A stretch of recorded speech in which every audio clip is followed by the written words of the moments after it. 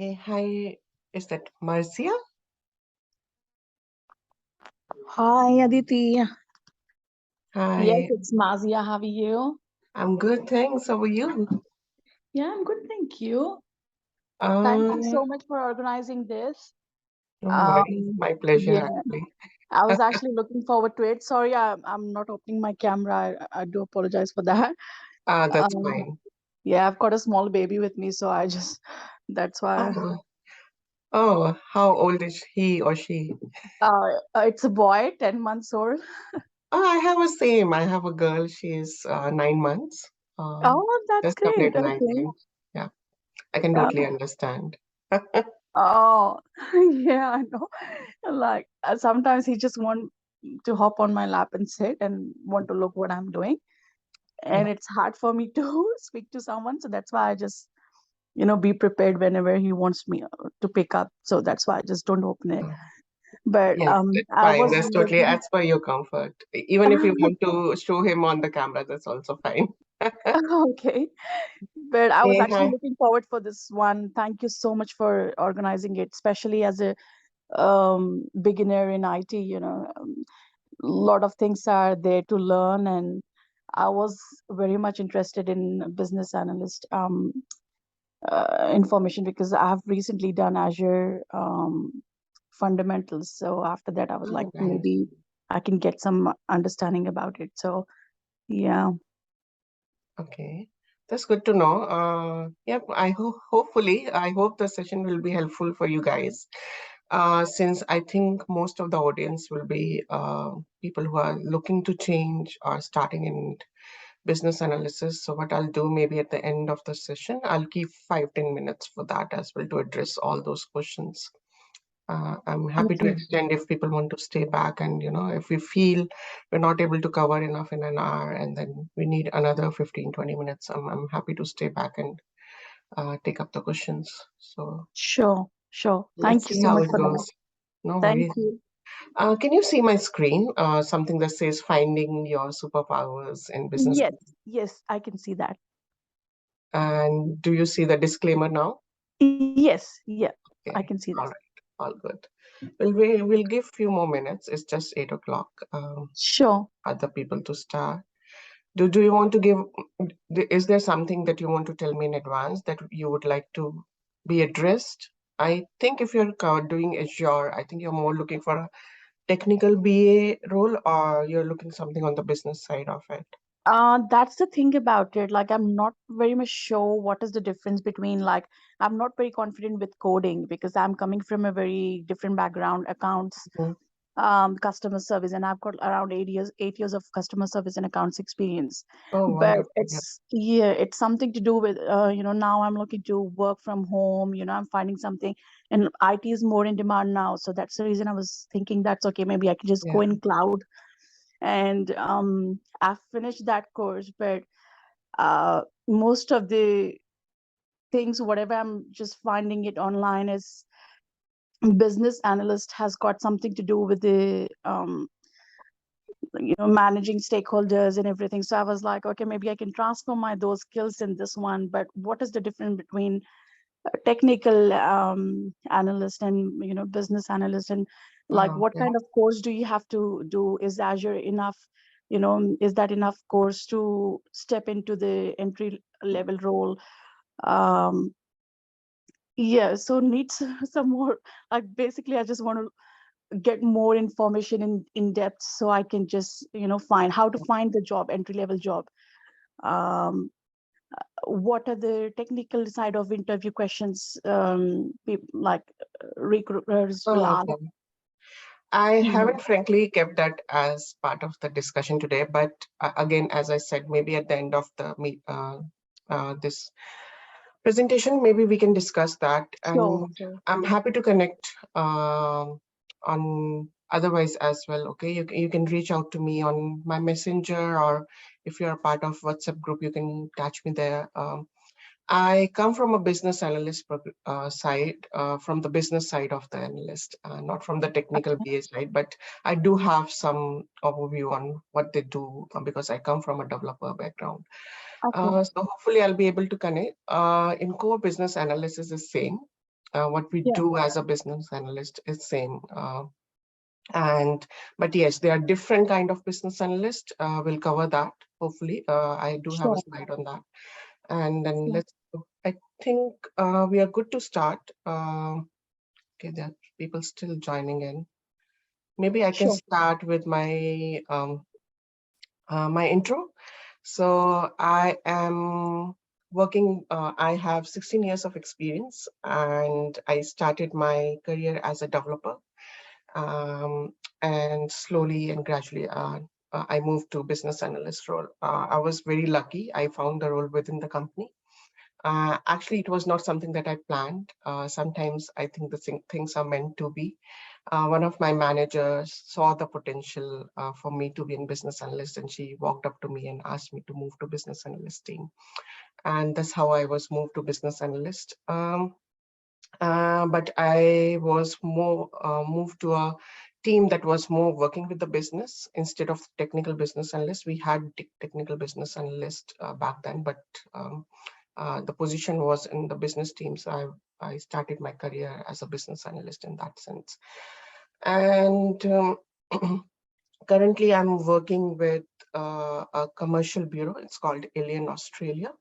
I am working as a senior business analyst, and yep, we don't have lead BAs. We have a BA manager, so I also wear a hat of lead business analyst in my business area, which is commercial bureau. So we have commercial bureau, consumer bureaus, we have receivables and other areas, but I am majorly involved on the commercial side of it. And that's more about it. On personal side, I have two daughters. One is 10 years and another is 9 months. A quite good gap, and I'm having the best of both worlds. Uh, yeah. So to begin with, I think it's good time to start. I think we have enough people to start with the presentation. When I say finding your superpowers in business analysis, don't expect something like, yay, I'm a Wonder Woman or something. That's not something that I want to portray here. It's more about the small stuff, more the qualities that I feel as a business analyst, something that has helped me to excel in my work, has helped me to come along, and this helps me to every time when I change a job or put in a new environment, that helps me to uh, come up to this scale quite easily. Pick up the things fast. Something that's I have learned over the years of 9 years of the experience, something that I want to share with you guys. Okay, disclaimer. I want to tell you this: there's nothing new or revolutionary in this presentation. If you are already in a BA world, if you have already started your career as a BA, you might be aware of a few of these things.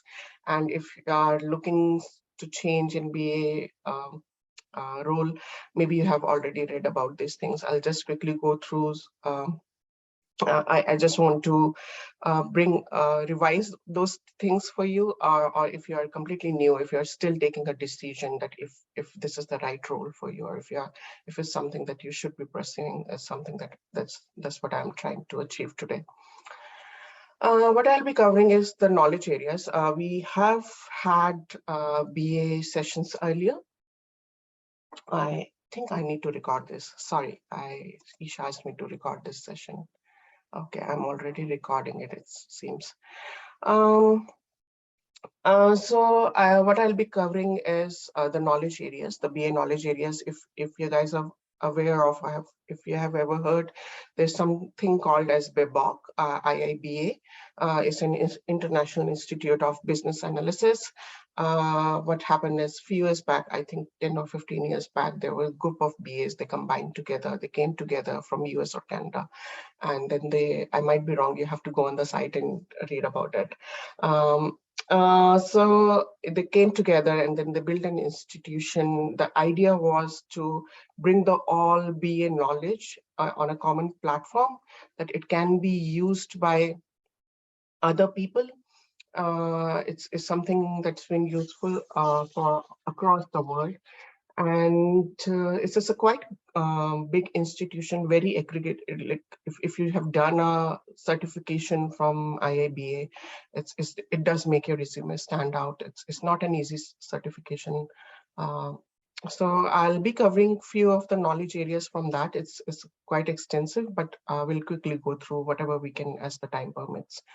Then I'll talk about the 90 days as a BA. This will also cover if you are going to a new company, you're already a business analyst and you're moving to a new company, or within your company, you're moving to a new department.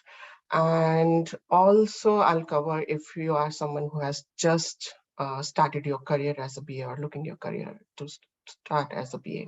Superpowers, again, it's more about the quality, something that has helped me to grow as a BA, some things that I have acquired as a business analyst over the years. I'll try to share my experience and what has helped me to achieve the good things about being a business analyst and the struggle areas that we have. So what is business analysis? Those who come from IT background, those who have done information technology engineering, or the computer science engineering, they already know we used to have a subject called software engineering. And within that subject, we used to have a chapter called as requirement engineering. So that is the birth of business analysis. It's nothing new. I think it's over the years, it has become more visible. As we grew in the IT industry, there was a time when the IT industry started, and it was more focused on what, as a technical, I want the software to be delivered. We focused very less on what customers want or what's the business requirement. We focused more on what, as a software, what is the software we have, what software we can build. And, we assume these are the needs. By building this software, we'll address these needs of our customers. That led to the, and slowly then requirement engineering evolved when people realized that it's the major point, the center point of building a software or a service is to understand what actually our customers are looking for. If you might be hearing lots of things around customer centric, human driven, test driven, business driven, all those things talk about uh, uh, the softwares or the services or whatever the processes and applications you have, not only in IT industry or other industry, healthcare, or in logistics and everything. Some things that focus, that centers what actually the customer needs. Right. So this is a small diagram here where the people are talking that I've built a requirement. There's a business person. He says, okay, I asked for this software. They say, I developed it, but there is a BA. She's asking, but does it address the customer needs? It's the whole point of building a software or service. So what is business analysis as a definition? Uh, it's uh, it's a change that addresses our needs and brings us solutions, that you can build a solution for that change, and in what context you are building that change, and what's the value that is going to deliver to your stakeholders and to your customers. Stakeholders, I have a full slide on it. I'll explain it to you guys what does stakeholder actually means. But here it is. There is an example I have put that, what is the need? As a business, I have a business and I realize there are lots of customers who are leaving midway, and then, I'm not able to figure out what is it. I feel the context is maybe the people are, maybe my site is, very focused on Australia. Maybe there is a demographic change in the profile of the customers. People are moving outside Australia, or maybe people are moving from Victoria to Adelaide or Brisbane or somewhere or in a different remote area. And I want, or maybe it's my UX and UI, the website itself is not advanced. It doesn't cater for the all my needs. I don't feel it's very user friendly. Maybe that is one of the contexts why people are living in, in mid of the change. And then the change I want to do is I want to provide an e-commerce site changes. I want to provide more options. I want to make it more user friendly. And then the solution can be, maybe I'll build a new site, or maybe I'll work on my existing website, and maybe I'll launch something new on apps. And and then the value it will bring. There are two kinds of values to every uh, business service that you build or application that you build, as tangible and non-tangible. Tangibles are usually something that you can measure, like, your customer base has increased, your revenues has increased, your sales has increased, something that you can measure. Intangible is the brand value, the brand popularity, like Apple or Samsung. They have a brand popularity. You don't think before buying their product. You are loyal to their products. So that is what is the intangible value, which is very important in today's world. It's again, it's something that ties up to your tangible value, that brings impacts your tangible value. All right, so where does the business analysis sits in the space of STLC? This is where it sits. From the starting of when even before sometimes your project is initiated, your business teams, they start talking about it, what they actually wants to do, and then they start involving the business analyst. So you can have different teams, like your marketing, sales, your product teams, those who want to bring a change, those who want to do something about, or your CEO, it can be your CEO or CIO driven change. They want to bring something and do something about their existing applications, or bring something, a completely new product. So they start involving you from that point, and then so that you understand the need, you understand the strategy and vision of the company, and then you define the solutions and the requirements. Sorry, you define the requirements, and then you are part of the solutions. Some BAs are, some not. We'll talk about it. And then you help your project managers to plan the project and plan the BA work within that project. And then you have system analysts who actually work on the project. They are one who actually execute, who work on your requirements. They take the requirements, they build the solution. Architects, define the solution for it. And then you have development teams who build the actual system. And then you have testing team, quality assurance. They make sure that, whatever has been built is actually delivering the value that has been asked for in the requirements. It's meeting the requirements. And then you implement, you go live, and then you retrospect what went good, what went bad, what you should be changing in future, how you can make the things better. So this is in short, a STLC process that you have those who doesn't come from an IT world.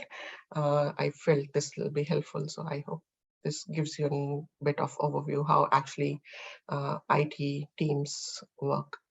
Okay, so before we started the presentation, we were talking, and so there are different kind of business analysts. We keep hearing about business analyst, and people are often confused. What do you mean by a business analyst?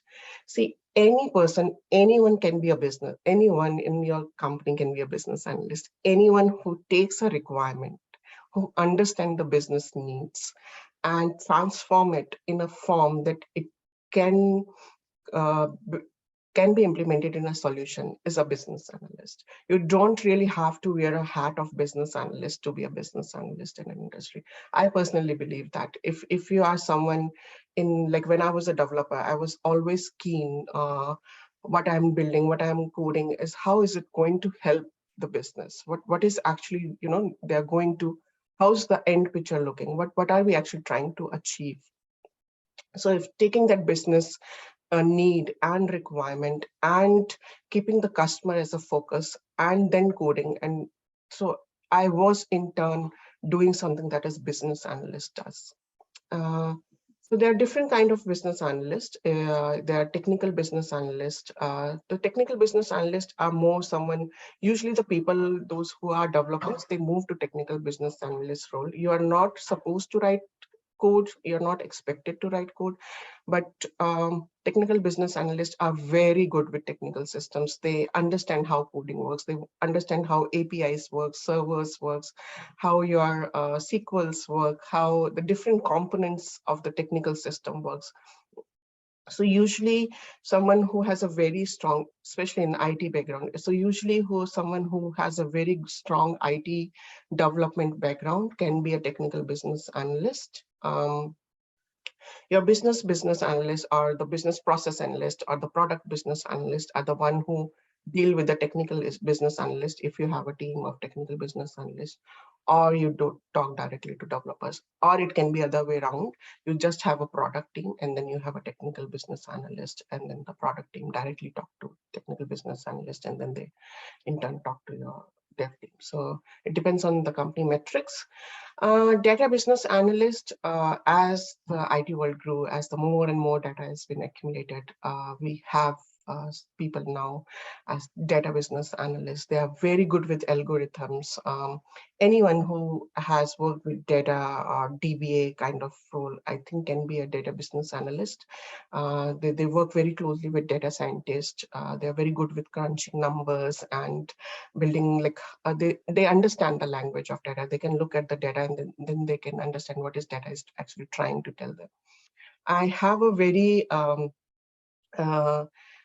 those who come from IT background, and if you are pursuing to be a data analyst, one of the thing that I feel should be is, don't force data to tell you a story. Wait, look for what data is trying to tell you. Okay. Sometimes, using SQLs and all, we try to start building SQLs specifically and write in a way that what are the answers we are looking for. We try to force data to tell us that, but instead of that, I think the approach should be looking at the data, how it's connected, what is it trying to tell us, is something that a data business analyst should be good at. Business process analyst and product business analyst are kind of same role.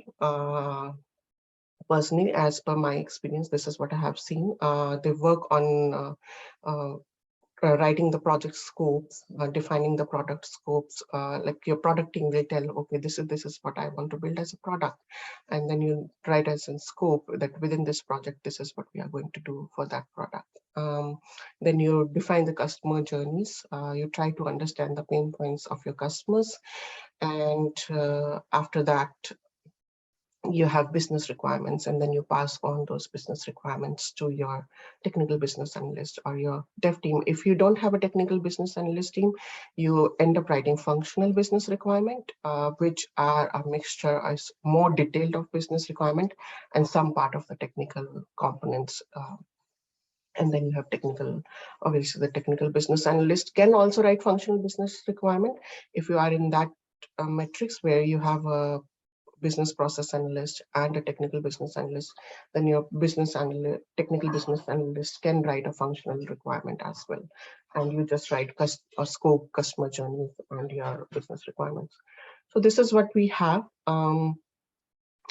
You work more closely with product teams, with business. You understand the language of business. See, the business analyst itself has a word business in it. So I think you are always should be biased toward the business. You should have more, your interest and your understanding should be more towards business.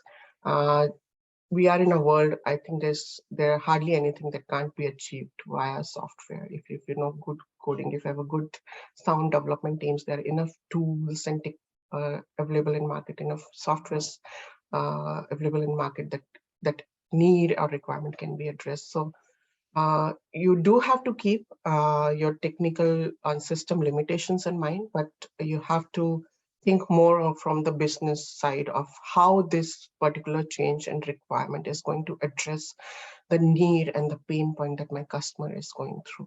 Okay. All right. So moving on.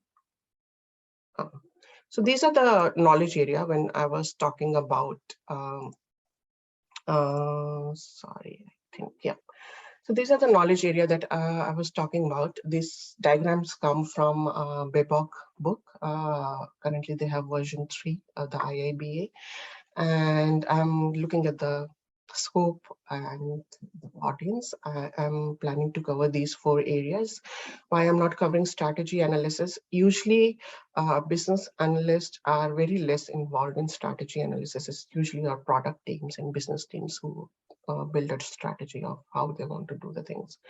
And the solution evaluation is where your architects and technical BAs are more involved. So, but these 4 areas is something irrespective of what kind of BA you are, where you sit in the organization, you will still be working on these 4 major areas. So this is what I'm planning to cover today. All right. Am I going too fast, too slow? Let me know if you guys want to uh, add more details. Okay. In between, I'll take a pause in between somewhere and we'll cover some questions and then we'll proceed. Okay. I have something in chat. All right. So what is business analysis, planning and monitoring? Business analysis, planning and monitoring is where you actually plan. Like I was telling you earlier, you help your project managers to plan their work, to plan your work. What are you going to do? As a business analyst, you work very closely with project managers or your scrum masters, or if you're in an agile world, if and your product teams, product owners, or product managers. Usually business analysts are product owners in an agile world.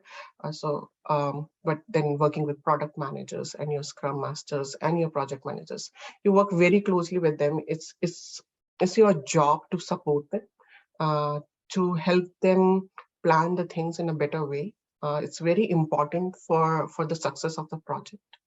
Um, this is why this knowledge area is very important. So what you do is actually you plan the tasks based on the inputs that you have received, how your project manager wants to run the project. For what methodology are you going to use, whether it is going to be a waterfall or is it going to be an agile. If it's a waterfall, you might work on business requirements, functional requirements, scopes, and all that stuff. If you are in agile, you'll work more on, you'll still define the scope, but you'll work more on user stories, use cases, acceptance criteria. Sorry. So, yep. So what is the methodology based on the cost time? So usually the project managers, they have to juggle between the scope, time, and money. So what is the methodology majorly used in your company is also one that impacts which methodology you are going to use. Sometimes I see most of the companies are slowly now moving from waterfall to agile, and but it's still a long way, and people are more toward hybrid. I think the more practical approach is being hybrid. Where you use some concepts from waterfall and some from agile. As you work towards it, you'll realize what actually hybrid is. Um, then other thing you plan as part of business planning and monitoring is who your stakeholders are, who are the more influencing stakeholders who are going to be impacted more by this change, and what is the communication medium they prefer. Do they like emails? Do they like regular meetings? Do they like status? Do they like daily stand-ups? What is the main and mode of communication that they prefer? Are there any regulations attached towards your project, like the requirement that has come? It can be a regulatory requirement. Those who works in the risk space majorly, if you come from a credit risk or liquidity risk, that kind of area, then you have guidelines. You have Basel guidelines. Every country has their own guidelines. Uh, and then you work towards that. Okay, as part of this regulation, this is what I need to develop. What Who are the vendors? Maybe your other thing you plan is, are you going to use a vendor for your project or not? It's something that your project manager tells, but it's something that you need to be aware of, who you are actually going to write the requirements for. This that defines the language and the details of your requirements. Who are you actually going to write the requirements for? And maybe you are already using a system. Like when I was in Stancy and I was working in liquidity risk, we used Moody's. So we had a team from Moody's who used to support us with our liquidity risk calculation. So are you going to work with any vendors is also very important. And then you also discuss about the information, how you're going to plan how you're going to maintain all that information. What is the scope of the projects in terms of the money? Like, do you have enough time that you can go into deep dive sessions? Do you want to spend more time on analysis? And you can write customer journey, but it's a small change that you might not need. There's already a defined customer journey for it, or there's already, product team has given you a project brief kind of document where it defines clearly what is the pain point that we are planning to address as part of this change.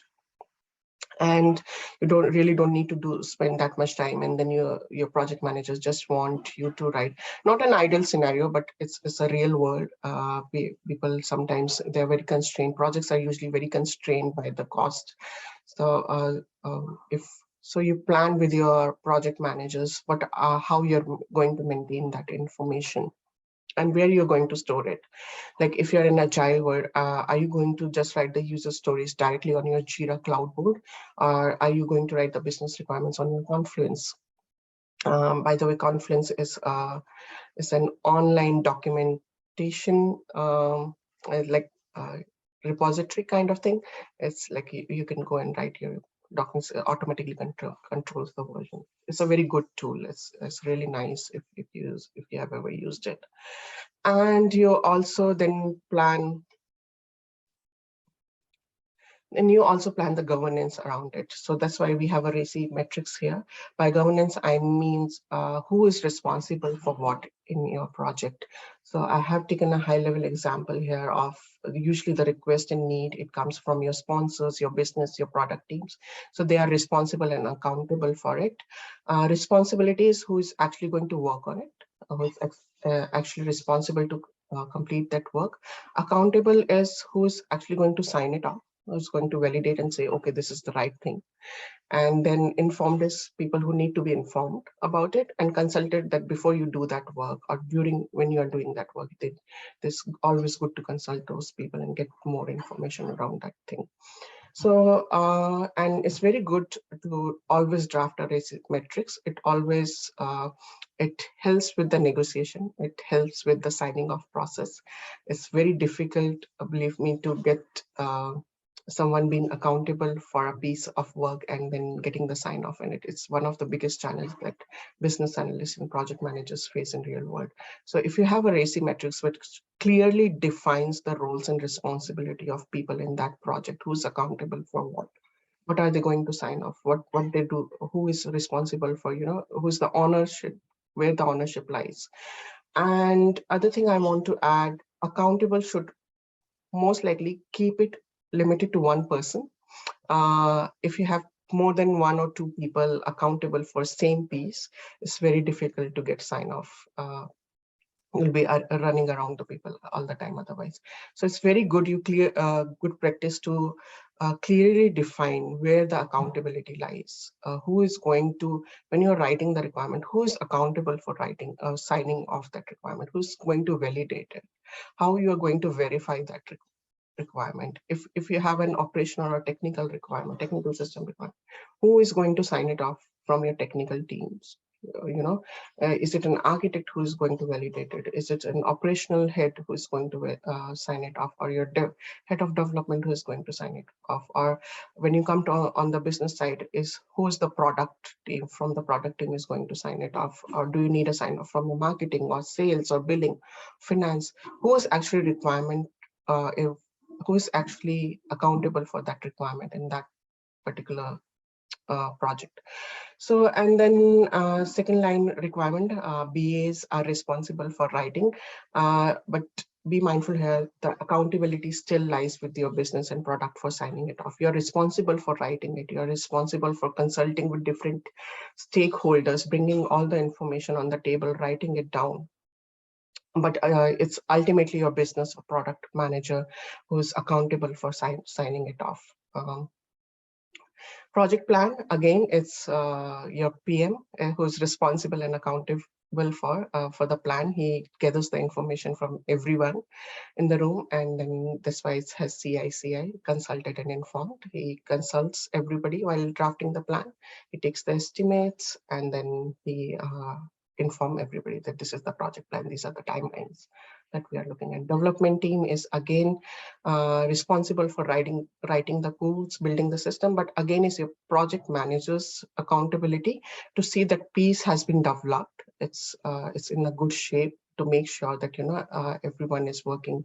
They do take a help of BAs to see that whatever the system is built is as per the requirements, but is ultimately your project manager's responsibility to get that system built. And if you have a tech lead, they shares the responsibility with project managers. Then again, system testing is your testers are responsible for it. They consult BAs and developers. BA, of course, what was the requirement, if the test results are as per the requirements, and the developer, what they have built, how the system is working. And then at the end, you have user acceptance testing, which actually then talks about um, your BAs work with your business and product teams to test the systems more from the user test cases perspective, not from the system test cases perspective, but for more from the user. What you have developed is actually meeting the needs of the user, whatever the product or the business was expecting it's been built. So this is what is RACI metrics. Again, I can't emphasize this enough. It's a very important tool or technique that needs to be used as a BA. It makes everybody's life easy throughout the project. Okay, so what are your stakeholders? I have tried to be a bit creative here. And so anyone who you will keep hearing, stakeholders are actually your business or your technical teams. Anyone who's involved on that project, or maybe outside that project as well. Anyone who can influence the change, the requirement, or is being impacted by that change or requirement is your stakeholder. It can be a customer. They cannot influence you directly for your requirements, like an outside customer, but they are heavily impacted by it, right? If you have a B2B customer, business to business customer specifically, they are already using your system and you're bringing a change. They might not have a say if you're upgrading something, or if you're planning to bring a new they might not have that much say, or maybe they have. It depends on what kind of change you're bringing, but they are definitely impacted by the change. Then your key stakeholders will be like product, or if it's something like billing, if you're building something on onboarding or something, how you're going to generate the invoices and all. So all those people. As you see in this diagram, I have two people completely outside the room. What happens is having the right set of stakeholders in the room is very important. It defines the scope, it defines the boundary of your project, it defines the boundary of your requirement. Often what happens is, if you're new in a team, in a company, and you're not aware who are the key stakeholders, you leave somebody, and then it you get the scope creeps in the UAT or during your testing or development phases. So I have seen that sometimes we leave out operations. We don't even think about, maybe there's your business as usual teams, the support teams and operation teams. They have some issues around that system, existing issues that needs to be addressed before actually you can build the or bring any upgrade or do any further system changes. And I've kept this one of the, maybe you left out one of the, like I was talking an example of onboarding, and you discussed with finance, you discussed with on client delivery teams, you have your finance product, everyone sitting, and you build a system on onboarding, but you never involve your billing team there. You haven't catered how you're going to charge your customers for the services that you're going to provide. How are you going to generate the invoices, how is the current invoicing process works, right? So you leave out, completely left out a piece of the requirement that was very important for your project.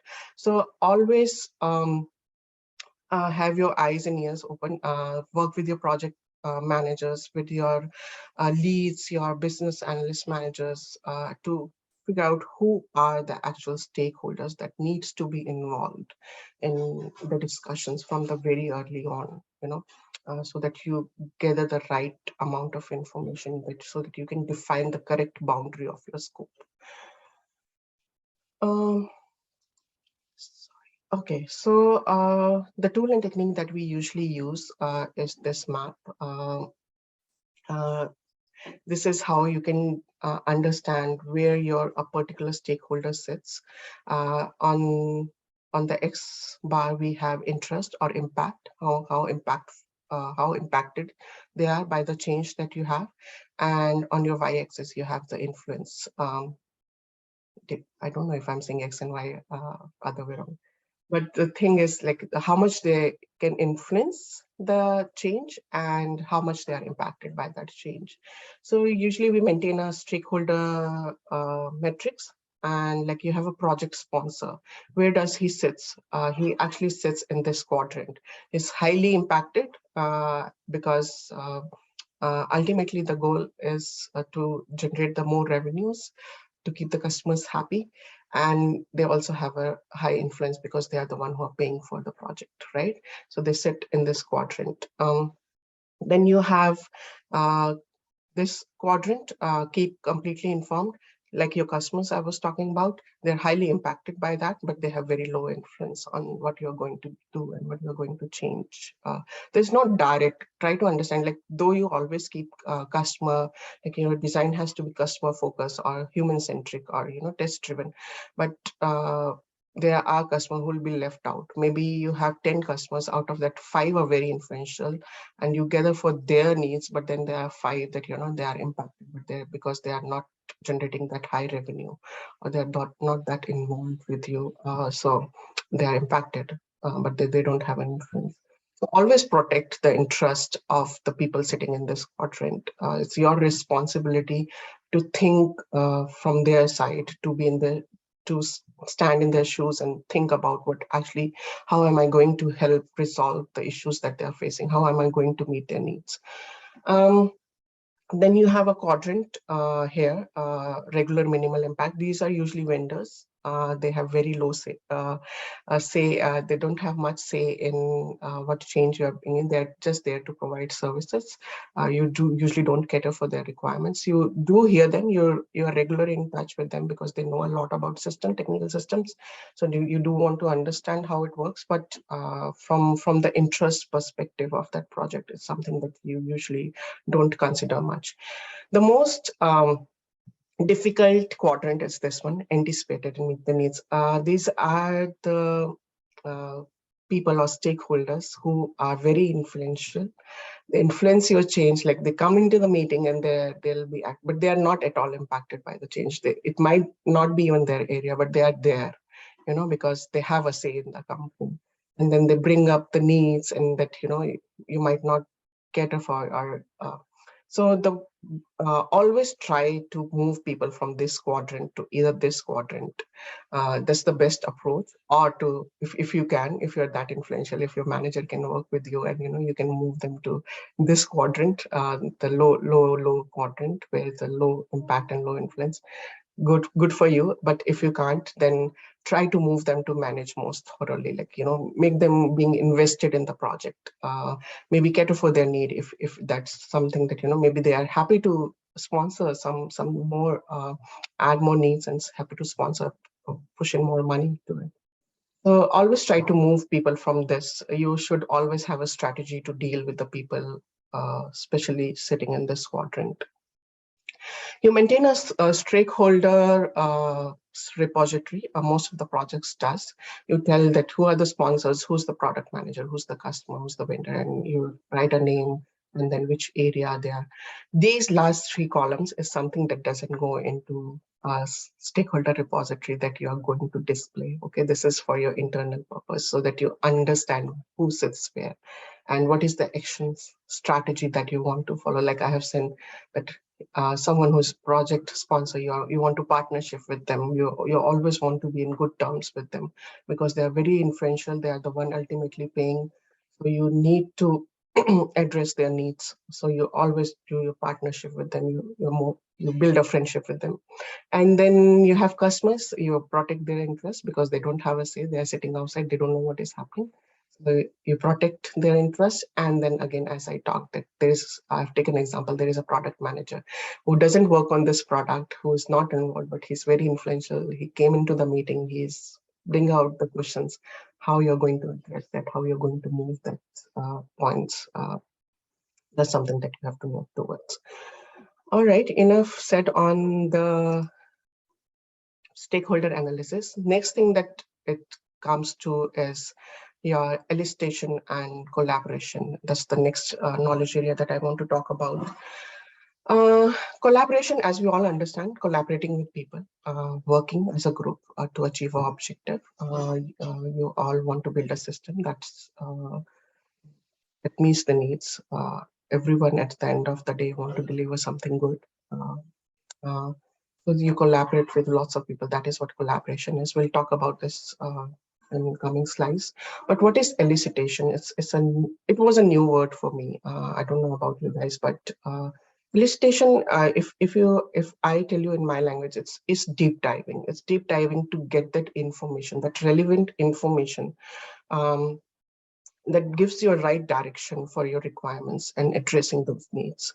It's like, as I've said here, it's a way of obtaining information from different stakeholders or SMEs that are outside your project, but you're still getting information from them, and you deep dive so that you can present the right options. You can think about possibly what can go wrong. What is that you really need to take care of while you are writing the requirements?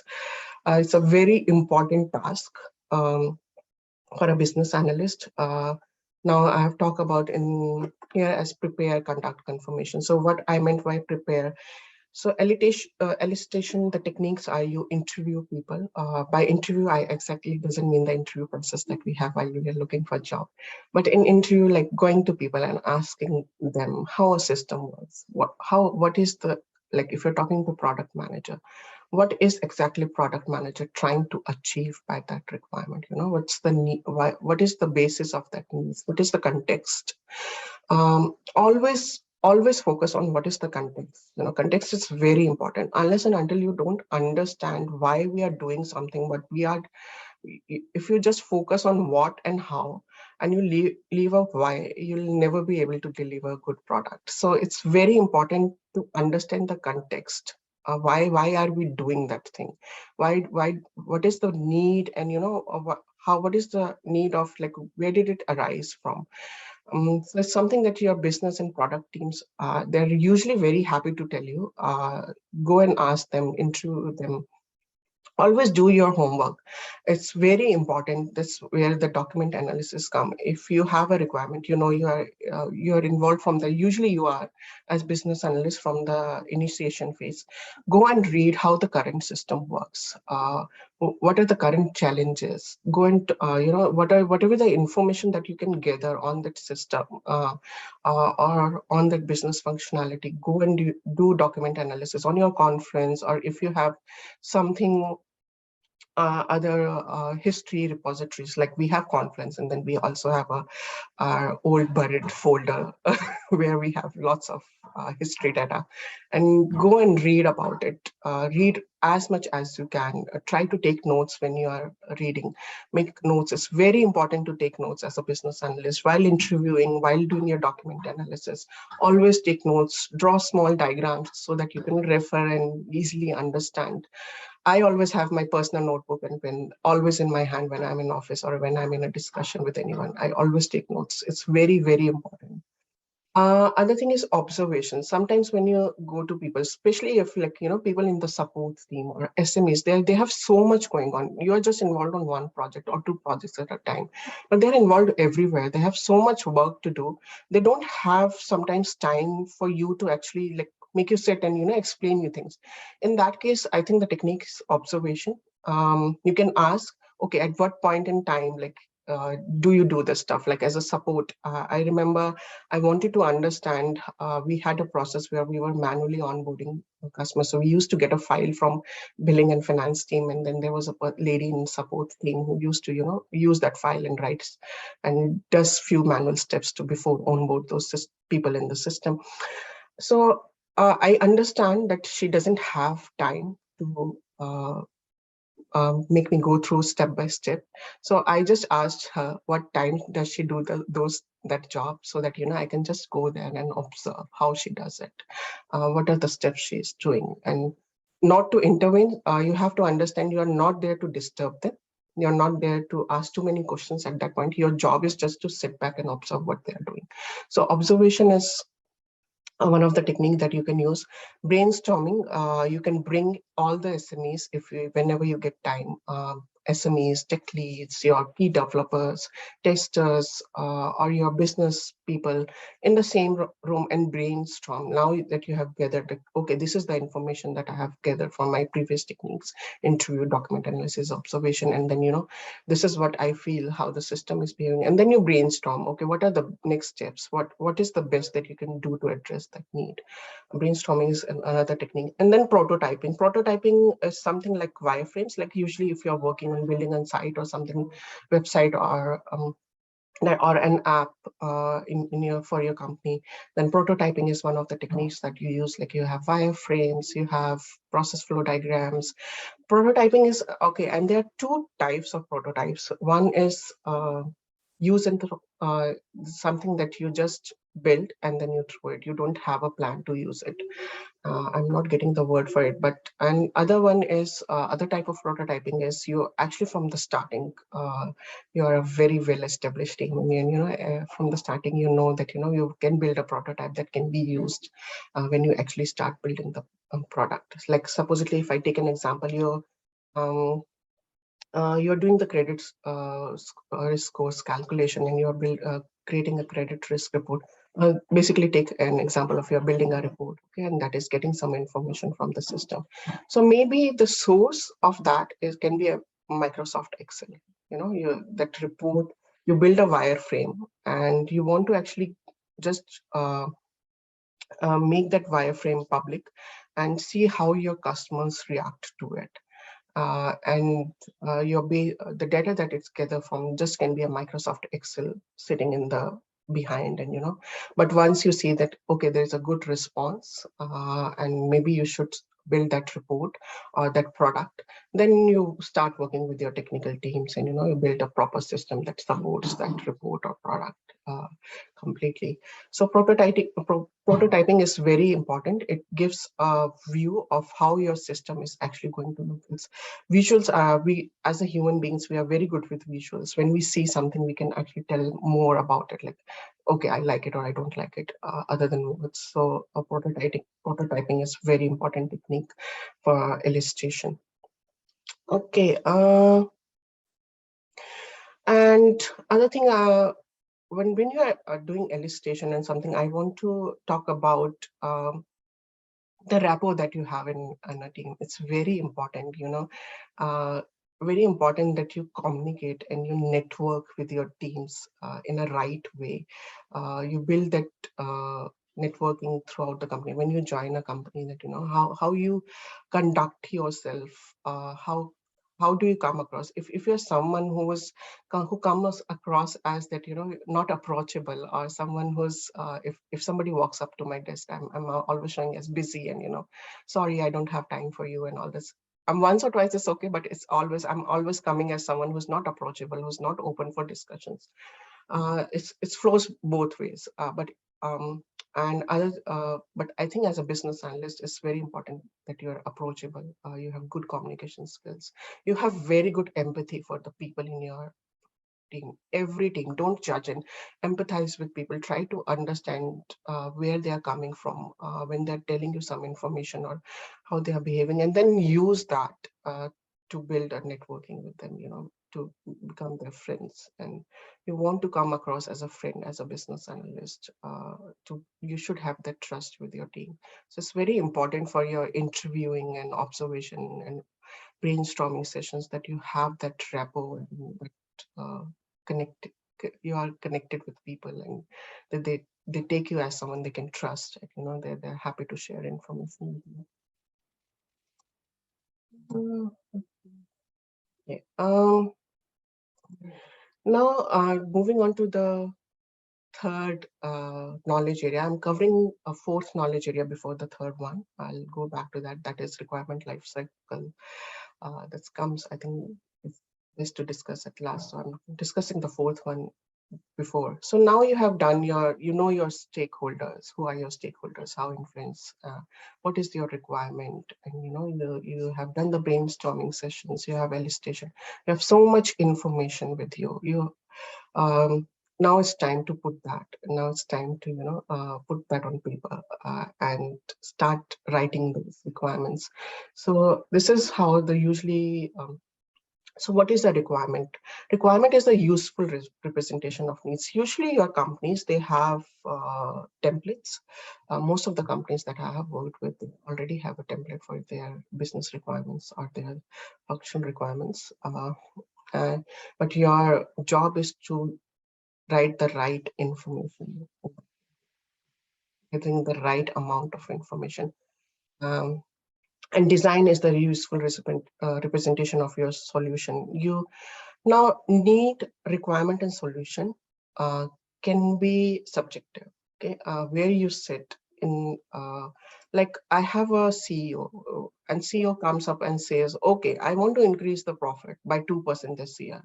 And then he goes to his teams and tells, okay, so then the managers figure out, oh, we are spending a lot of money on logistic process, so maybe we should do something about automating our logistic process in a way that the ordering and inventory systems are automated. So I think we'll save lots of manual effort there, lots of opex costs that can be saved there, and that's how we can increase the profit. So so the need of a director is your increased profit. And the solution that manager provided was reducing the operating cost. But when the now reducing the operating cost becomes a need or requirement for architects that they need to address, right? Your business analyst who is going to, okay, how we are going to actually automate that process? How does our current ordering and inventory system works? What are the parts that we can automate? Is something that you'll start gathering that information on and start writing in your documents and start going around your stakeholders and validate that information. So these are some of the tools or the documents that we use. I have talked about the background. What is you have statement. I'll talk about how the scope documents look, and then you have guidelines.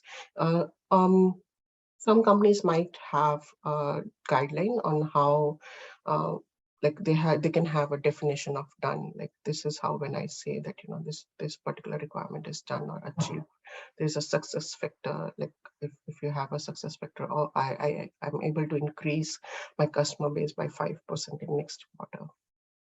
What are the delivery dates is something that your project managers work on. What are the risks? Maybe you have a resource risk. The market is so fluid, your SMEs are leaving the company. How you're going to retain that information, that's also a risk if you think about it. What are the assumptions? I'm making an assumption that my ordering process just involve these 3 points. Maybe there's something outside that. Maybe someone does something else that we know. So you clearly define the assumptions, and what are the dependencies that you have in between the system. Maybe your billing and invoicing system is already been automated, and then it's consuming the information from your receivables in a way. So what are the dependencies? What are the downstream impacts for your requirements? Then within the requirements, you write, we have business, functional, non-functional requirements. We have use cases, validation rules, and all this stuff, and traceability metrics, which says, this is my need and this is my test results. How from the test results to business requirement, to a scope, to a business requirement, to a functional requirement, to a technical requirement, and to a test case. How that's what's something your traceability metrics tells you about. Then I have already talked about the user interface, so your prototyping and wireframes and all. And then what are your data requirements? Do you have enough data to test your designs or your solutions? And then you have support. Are you addressing the needs of support? Like ultimately, whatever you develop is being supported by a team. You usually have support teams, and so you want to make sure that you have proper handover documents, or whatever you have written. If you are using some acronyms, there is a glossary that they can always refer to. Maybe you're mentioning a CRM, which is your customer relation model or something system, and then there's a glossary for it. Like we have ABN, your Australia business number. So you maybe in your business requirements you're just using, okay, an entity has an ABN, but then you have a glossary which defines what does an entity means. It's a company. When somebody reads ABN, they read it as a business, Australia business numbers. That comes from ABR, uh, Australia Business Registry. So it's always good to have a glossary there. And then stakeholder approvals and endorsements. All the requirements should have a proper way of version control and approval process that clearly defines that this requirement was signed off by this stakeholder at this, and this is what how the requirement looked at that point. Your requirement changes throughout the project. It shouldn't change too much. If you have done all your due diligences in the starting itself, if you have involved the right people, um, then there are still changes. People do change their mind. uh, I was reading somewhere, like supposedly you're building a house and you started as a 3-bedroom house, and then in between the process when you are planning all that stuff, you, or maybe if your builder has started building, you have a custom builder, you're lucky, and then you have a new member in the family coming in, and then you feel like, oh, 3-bedroom is not enough for me, I want a 4-bedroom. Requirement do change. It's the same things that happens in the IT world as well. And so always talk to your project managers, how, and your SMEs or your technical leads, how that new requirement is going to impact the time, effort, and money, and the timelines that is going to impact it on the project.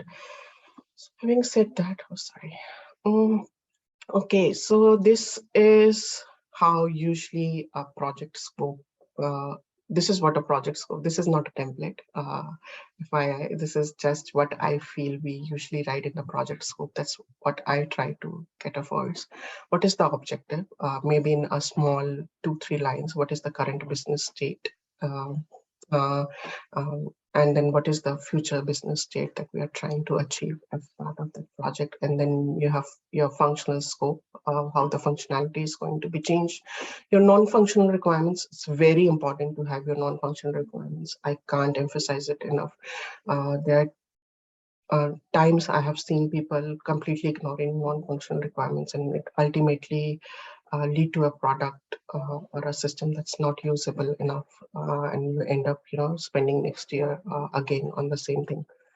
So non-functional requirements are like scalable, performance, capacity of the system. We'll talk about this. Uh, then what is out of scope? Something that's completely out of scope. Maybe you're building a system that is just limited to again, okay, I think I'm taking more of billing and invoices example. So maybe this it's more related to your billing team system, and your general ledger is completely out of scope. You don't see any down. The change doesn't bring mapping of the fields or anything that impacts your general ledger. So you say that, okay, there's no general ledger impacts. That's completely out of scope. What are your dependencies and risks that are involved? Like I was telling you, risk can be any, it can be a system risk. Maybe your current system is not capable enough to process that much data. That's a risk, right? Then that risk will flow ultimately in your non-functional requirement. That, okay, first we need to build a system. We need to make our system scalable. Risk can be like people leaving, you are losing on the SMEs, or there are too many projects running in parallel. You don't have enough technical people or resources who can actually work on that project. That's also one of the risks. Uh, then your potential delivery time frames is something that your project managers works on. If you want to include in your scope document, you can, if your project manager is happy to put it there. Otherwise, they have their own Gantt charts, or if they are using some online tool like Smartsheet or something. So they define their delivery timeframes there, and then estimates and resources. If you are in a space where you also, there are spaces where business analysts work as an 80-20 or 70-30, like 70% of the business analyst role and 30% of the project manager role, then you might work on the estimates, getting the estimates from all the resources. how much time is your tester thinks that this particular requirement is going to take for testing, and how much time your development team is going to take for develop that piece. Then again, we have already talked about stakeholder registry and Tracy. It's something that's very important. All right. Is it all good by this time? Am I audible? Am I going too fast? I just want to make sure you guys are not sleepy. I'll try to go through the boring stuff quickly, and then probably we can discuss more about the. Oh, it's already 9 p.m. Do you guys want to talk about this, or I can just skip to the first 90 days? And there's this. I still have something like this is how your user stories and business requirements look. Then I have non-functional requirements where we have, I was talking about performance, scalability, stability, audit, like each transaction. I will put this file on Facebook group. You guys can come back and see how usually your user stories look and how usually your business requirement. I just want to make sure that you understand that whenever you write something, it's something that can even a layman language thing, somebody from completely outside can come and understand, can make sense of what you have written. Requirement, it should be complete in that sense. It should be consistent. All your connected requirements should be consistent. There's no ambiguity in your language. You use the whatever you're using. Like if you're using entity word for a company, then you're using entity throughout your requirement. Don't do that. Like one place you're using entity, one place you're using company, one place you're not using organization. It's usually small stuff that usually confuse people. Your requirement is verifiable. You are able to verify it with SMEs and your product managers and everybody. And as I said, it's clear and concise, and it's somebody who can understand it. Then you have non-functional requirements, performance, how good, like response time. I have a web page. I say that, every time my customer clicks on a link on that web page, the next sub page or the next page wherever it's traveling should be 6 seconds, is something a performance requirement. As I have set some examples here, how scalable, how many rows in a file we can process. Data retention. I want to keep the data that I'm gathering for 5 years, and then operational, like how the log files and how someone from support and operational team going to figure out what went wrong with the system if there is an error. So you cater for all those requirements and non-functional requirements. Okay, I want to take a stop here, and I want to hear from you guys. Do you want me to cover the knowledge area, or do you want me to skip to the part where I was going to discuss about superpowers or first 90 days in a company? Or are you guys happy to spend another 30 minutes?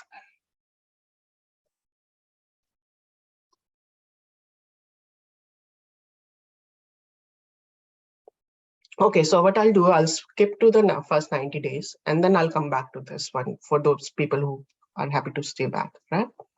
Wait, I will just uh, first 90 days as a business analyst, as I was talking earlier, I want to get for both those who are joining a new company as a business analyst, and also somebody who's looking for a role in the business analyst.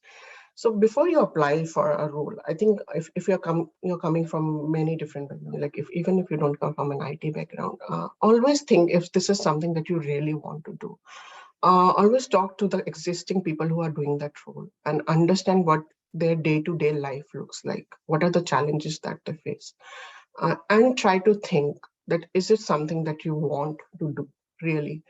Always think that when you are moving to a new role, that's not for business analyst. If you are moving to a new role, are you going to miss what you're doing currently? Are you like so invested and you completely enjoy what you're doing right now? And but you just feel that you want to grow, and then you just think, okay, business analyst is the right role for me.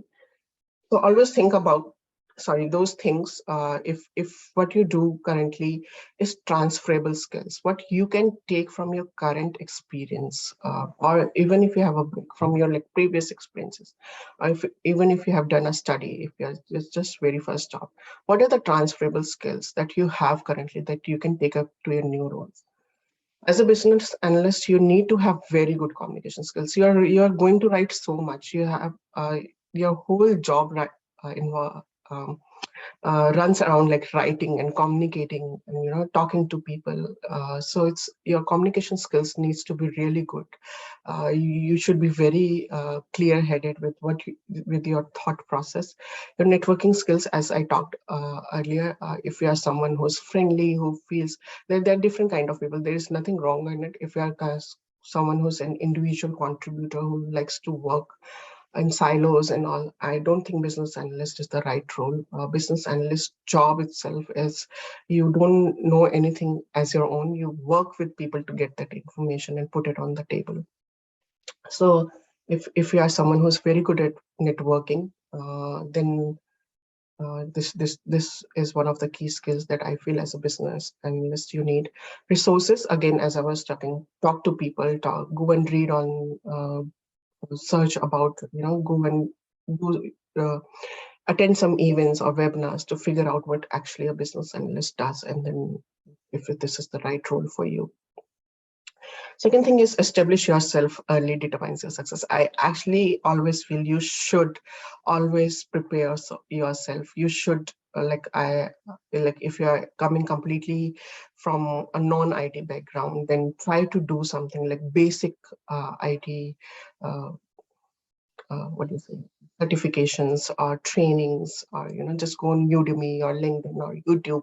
There's so much stuff out there, but establish yourself early. Like you start working towards it, gather that information, start reading about the stuff, start talking to people, and have a very clear mind on what you want to do as a business analyst. It's very important. And as I said, as a business analyst, you wear multiple hats. Sometimes you are working with project managers, so you need to have somewhat of project management skills. You're negotiating with stakeholders, so you need to have some negotiation skills. You're working with SMEs, so you need to understand the IT systems and some terminologies and all that stuff. So you wear multiple hats throughout your job, throughout your day. So you should be good at that. Shouldn't become too overwhelming for you. It's because there is a lot that needs to be done as a business analyst. Okay, now after this, after analyzing all this, you have decided, okay, no, I want to be a business analyst. This is it.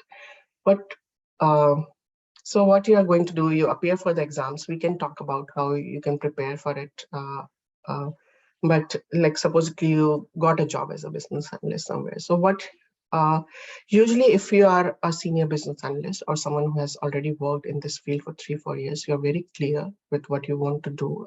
You know how to take the steps. But if you're someone new, and the manager expectations from someone new and someone who already has an experience in that field can be completely different. So work with your managers, ask them why they hired you, what do they want you to focus on, if there is a single system, or maybe they just want you to do small enhancements for that time. They just want you to work on the requirements that arise from the support and operational teams, not from the business teams. So understand what is your manager's expectations are from you. Draft a 90 days plan with your manager, with your clear milestones. Maybe your managers understand that you don't come from, like, usually managers, if they hire you, they understand that you don't come from that background. So they can plan, like, I want you to just focus on the internal trainings and understanding internal systems, and just do small enhancements around it. So how does your milestones look at 30 days? What does he expect from you at 60 days? How much does he expect from you, and what is your 90 days? By the time you are 3 months in a company, you have fairly good idea about how your company works, if you works towards it. Uh, and that's when you can start giving back to your company.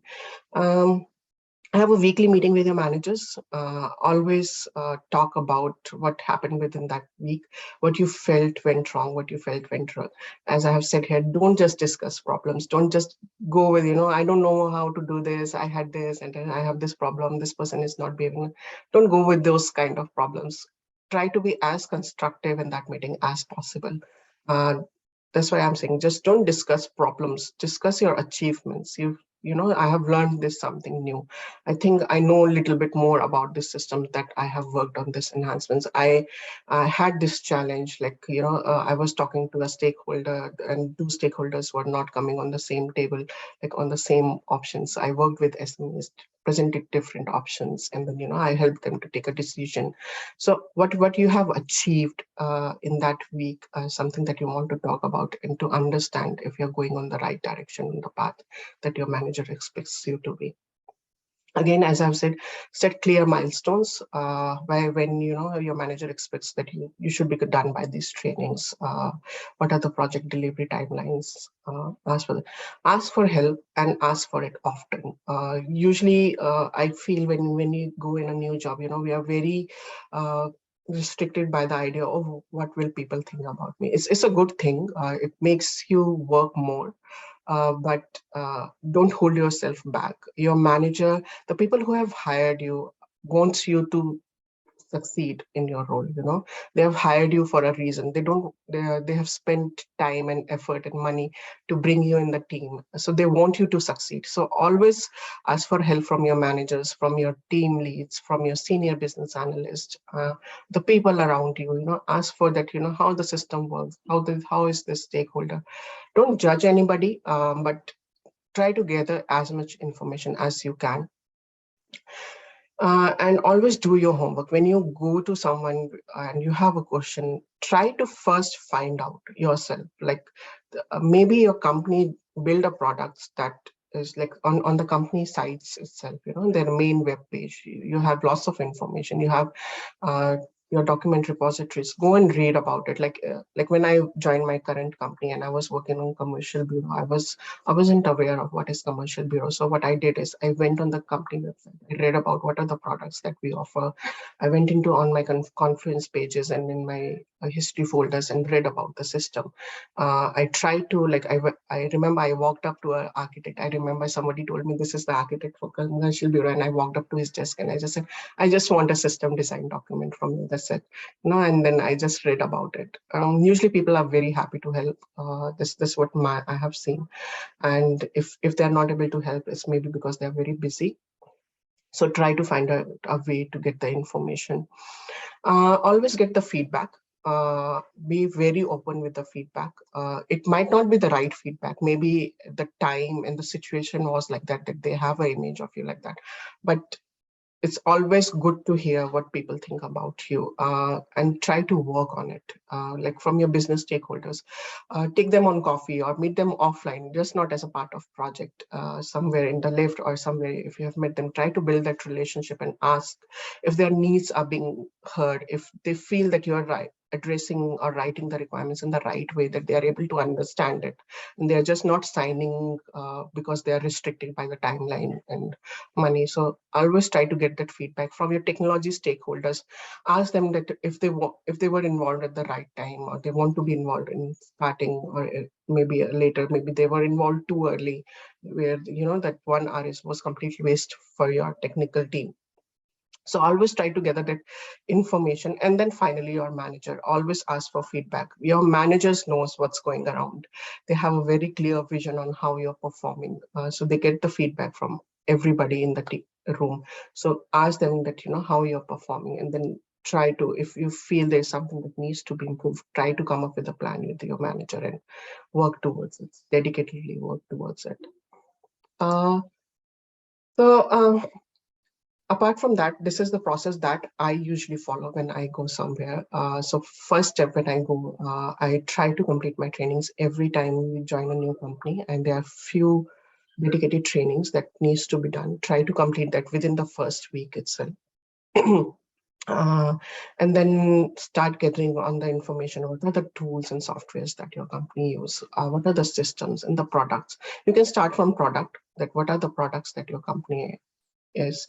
If it's a finance company, if it's a bank, if you are hired in a credit card team, then how does that credit card product works? What are the tools that we are using? What are the website? What is the app for it? What are the systems behind it? Who are the customers for it? Is it a B2B customer? Is it a B2C customers? Business to business, business to customer, consumer, and who are your key stakeholders, who are your project managers. Try to gather out that information in first 2 weeks if possible. You don't have to deep dive at this point. You are just trying to get the dot points. Who is like, where is everything. You just want to know that this is a system, and then you can deep dive based on the work that has been assigned to you. If you are in a position where you have been given time to set up, you utilize that time to learn more and more about the products and the company and the systems and people and the processes. Usually, when you are a senior business analyst or a lead business analyst, from day one, you're expected to deliver. So you get very less time to set up. But as a junior business analyst or someone new or graduate business analyst, utilize that time to learn, to gather that information. It's a very good time way to utilize that time. Other thing we have is observe. As I said, observe. Not everything is on paper. Not everything people tell you. Some things you have to observe. Observe how the processes works, how the feedback works. Like, how does the people give feedback? Don't judge anyone, but try to learn about these things. How does the team interacts? Do they have daily stand-ups? Do they have weekly stand-ups? Is it okay to walk up to somebody's desk and ask for help? Try to gather all that, observe that information. Who are your SMEs? Who are the key people that you feel that everyone is walking towards if there is a problem? Build empathy for people. As I have said it clearly, don't judge. Stay calm. You might feel overwhelmed with the information, and somebody will walk up. There are people who always come up, oh, this person is like this. Don't judge people. Don't have a uh, image built on somebody's else experience. Stay calm, gather the information, keep everything, take notes, try to be organized with your work. It's something that is very important. And as I said, ask questions why we are doing what we are doing. After this, once you have step one and step two, start asking people. By this time, I'm expecting that you have also done some document analysis and start working, have some information on the systems. Then you ask, why do we have this system in this way? What is the basis of it? Why we are doing what we are doing, and why in this way? What are the limitations? How does the data look? Where can I get access to SQL servers and data, and I can go and start connecting the data itself. It's very difficult who doesn't come from IT background, but I'm sure the people who come from developer testing or IT backgrounds, with a simple SQL queries, you can start looking into the data and the table structure. Usually companies, they do have a table entity connectivity maps, so you can, yeah, diagrams and all that you can refer. And last thing I want to say is listen and learn. Listen as much as you, instead of, don't stop people, let them talk. Listen to them and learn how they are doing things, why they are doing what they are doing, and push yourself to do better. If you feel that somebody has done, I personally do it. If I feel one of my team member does something in a way that I feel is so impressive, I always take that. I try to incorporate it, I try to learn it, and ask them how they did it, how they learned it, and I try to incorporate that in my work. That's the way to grow. That's the way to gather and get a more experience and be to do justice with your work. As I said, the key point is really important to build your credibility. Uh, there is a thing that first impression is last impression, and it is true. The impression that you build in starting 3 months goes long way. Once you have built that impression, it's very difficult to overcome it or change it, or it will always be referred back. Frankly, I have seen people who are not able to build credibility in starting 3 months, and then it always come back and people say, oh, you used to be like this, but now you're like this. So it's not good that, but something went. It doesn't stop you from trying. It doesn't stop you from asking questions. I hope you're getting the point here. It's just don't assume. If you are someone who are approachable, who are happy to learn, if you come across like somebody, people are more than happy to work with you. And always have this, and I always feel you should have a plan of action. This I hope these steps help you to build that plan of action and be focused. It helps you to bring that discipline. It helps you to be focused on what you are actually should be doing. When you know that your focus should be more on learning the product and the processes, other than involved in the PT politics, then you're more focused, you're more disciplined, you have your right timelines that you work on, and it helps you to build the credibility ultimately. Okay, one of the issues that I always feel as a business analyst that I really wanted to talk about is writer's block. I still have it, believe me. When I go somewhere new and I'm so overwhelmed with the information. And when I start, and as part of project as well, like if it's a very big project, you talk to so many people, you have so much information that you kind of feel a block that, okay, I have this information, but what do I write? So this is something you learn to overcome over the time. uh, Always take notes. I think what helps me is always taking notes. Even if I am having a personal discussion with you, believe me, if I don't have my paper and pen, I'll go back and write it down before I forget it. So always take, that's why I have said the underrated art of taking notes. Take as much notes as find a way that you can easily refer to your notes. If you feel the one notes work for you, or if you feel a diary works for you, just sometimes if there's too much to write, draw small chart diagrams, or ask the person who you're discussing with to draw a small diagram for you to just to show the connectivity between the systems. So it always help. I always send minutes of meetings after every meeting. It helps. Uh, don't don't think, even if you have an elephant memory, you'll always miss out on something, because there's so much discussion when you're in projects are in full flow, there's so much happening, you'll miss out on the information. So always take minutes of meeting. It's also a way to in a way to verify information, that you're understanding what was discussed is correct or not. In meeting itself, you should ask or try to summarize. I always feel it's easier to write pages than to summarize in information. If you really think about it, to summarize all that information in one paragraph, it's very difficult. So it's something that you build on the way. But always at the end of the meetings or discussion or in between, keep asking if what they're saying and what you are understanding is aligned. Okay, it's very important, because your job as a business analyst is to gather and write the right information. That's your prime job. And if you're not doing that, then you're not justifying your work. So always take minutes of meeting, always verify that information.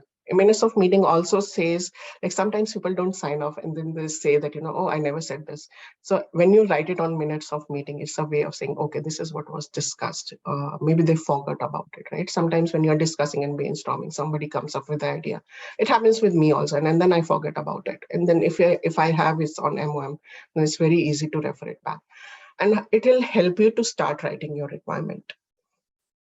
Uh, Always write the requirement, and then think of first, it doesn't have to be grammatically correct. It's a draft mode. You just write the points, start gathering the information, and then start editing and improvise it. After writing something, always read it back and see, does it make sense to me? If I'm coming in as an outsider, does it make sense to me? How can I make it more clear? Maybe there is a better way to present it, maybe in the form of a table, or in a process map. What I always do as a business requirements, I always draw process maps and system maps and user flows. That's my favorite thing to do. I go on, we use Microsoft Visio. I always, like, even if it's the lengthy, biggest process flow map, I'll go and draw it. And then I'll start writing my requirements. And then from this process maps, like similarly, like I have done 1, 2, 3, 4, I'll take small pieces and attach this process map. Like this requirement is talking about this particular steps in this my process flow. So this, I feel, is a very good practice to do, and it makes things more clear. Always get peer review. If you're someone new to writing the business requirements, always get your, if you don't have that practice followed in your team, usually there is for junior BS, but if you don't have, ask your manager or your senior business analyst or your lead to review what you have written in starting, at least for starting 3 to 6 months. Ask them to review whenever they have time, gather that information. If you're writing it in the right way, or if they have better idea to present it in a moving way from their experience.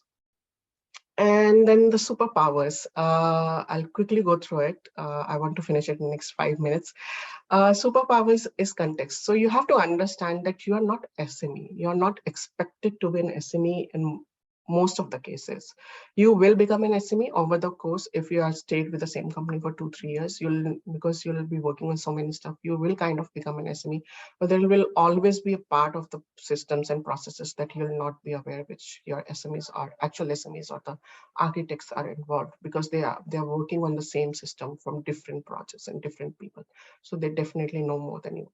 So as I've said, your developers knows more code base than you, your designers knows better way the user interfaces, your data analyst understand the data more, your project manager understand the dependencies. So sometimes you'll feel, what is that I am bringing on the table?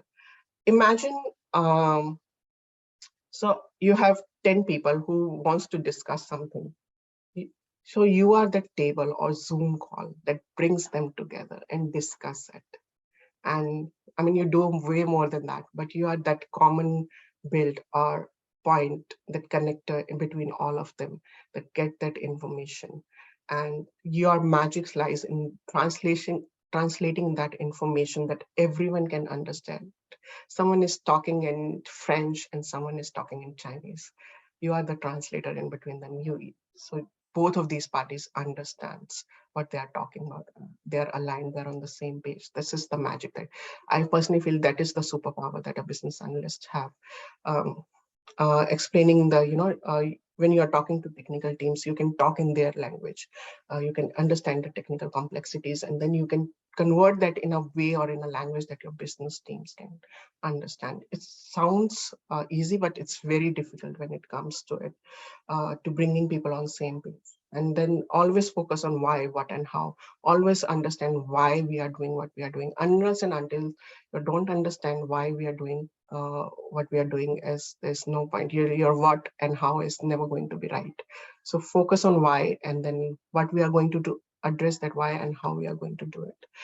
And the key point I have mentioned here, if you feel you're over communicating, if you feel that you're telling too much, you're sending too many emails, maybe the email structure is not right. Maybe you're putting too much information in an email. People usually don't read 2 pages emails. Okay, so that's why I say that it's really important to summarize. But probably communication is never less. The more you do it, the better it is.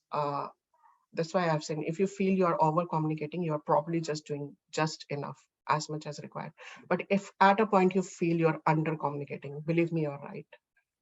You will always, if at a point you feel that you're not communicating enough, you're not telling enough information, go with your gut feeling, and 100% of cases it's right that you're not actually not doing it.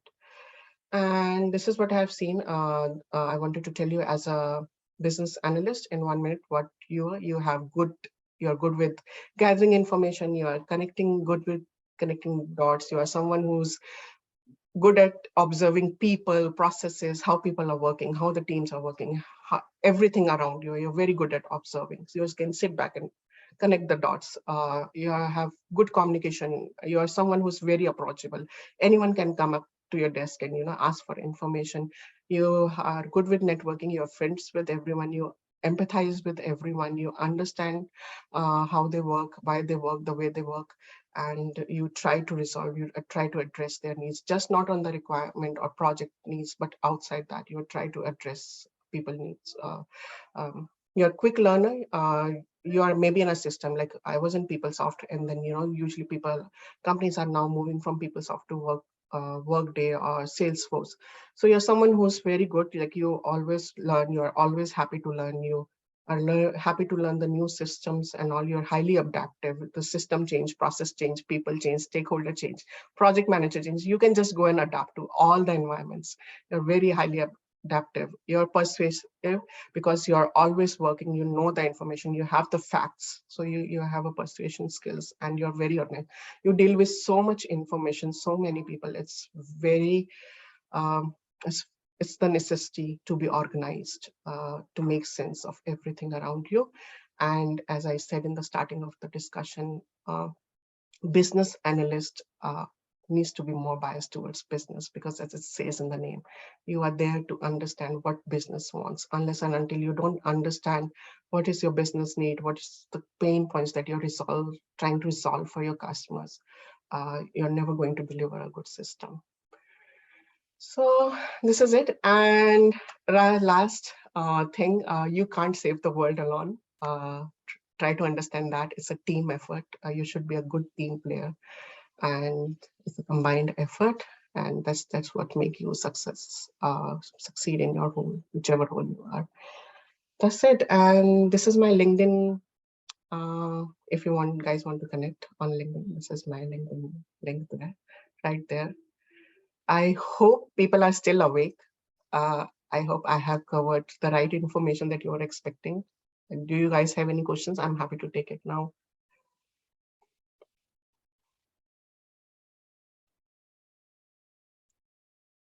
Hello.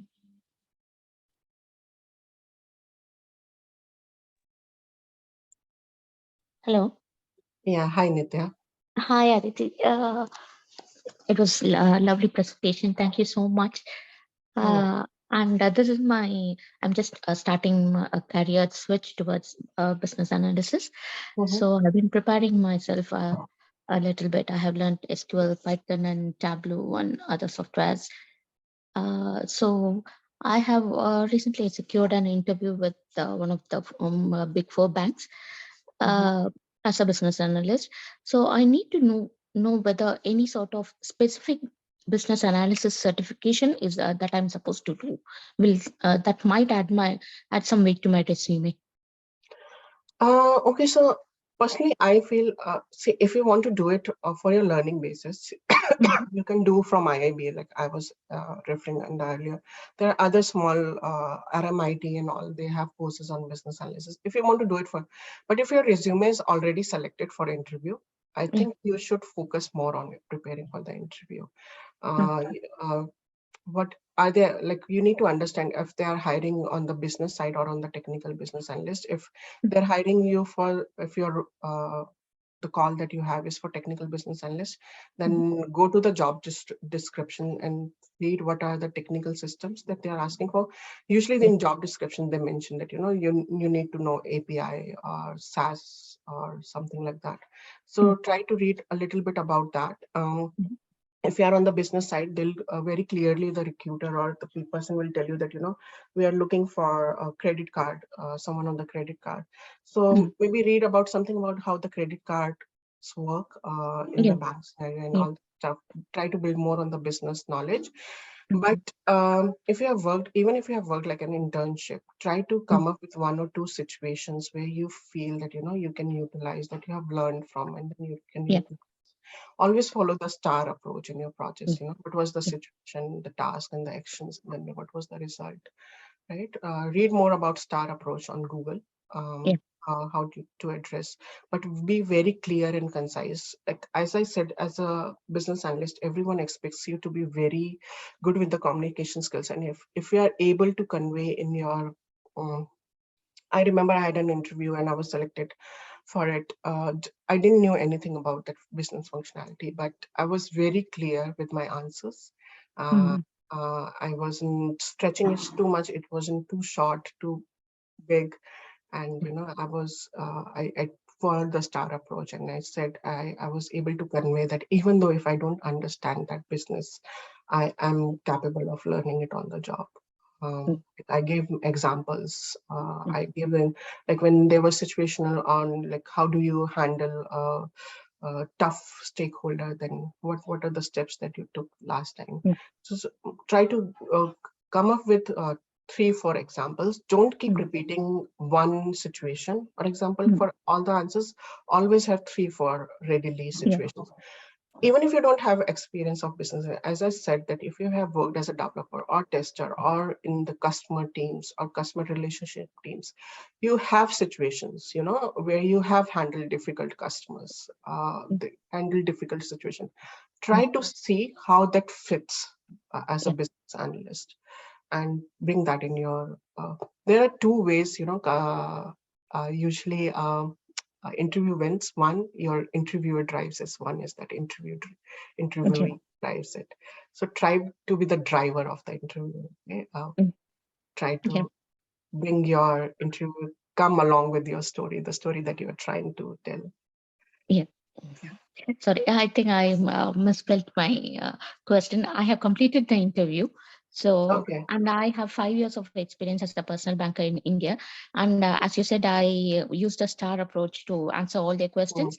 And by the end of the interview, they said that you have prepared very well for the interview.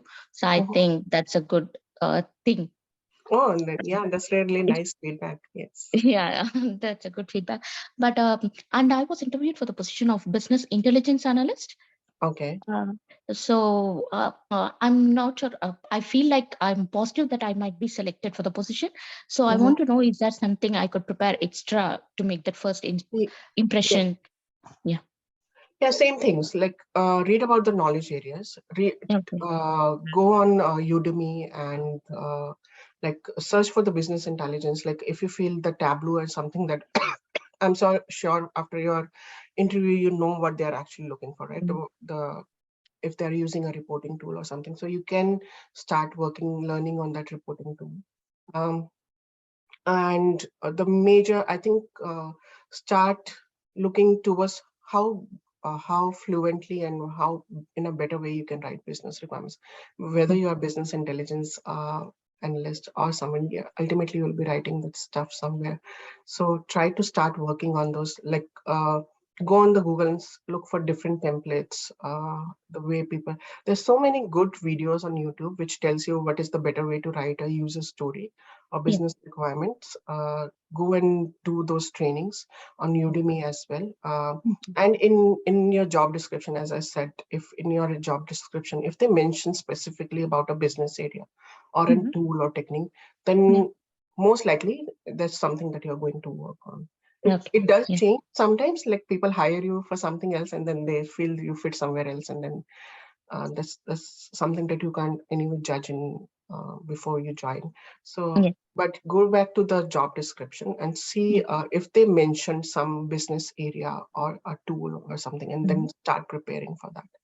I Okay. usually advise people to do certifications if they are looking for a job, because Mm. it does make your resume stand out when they are doing the selection process.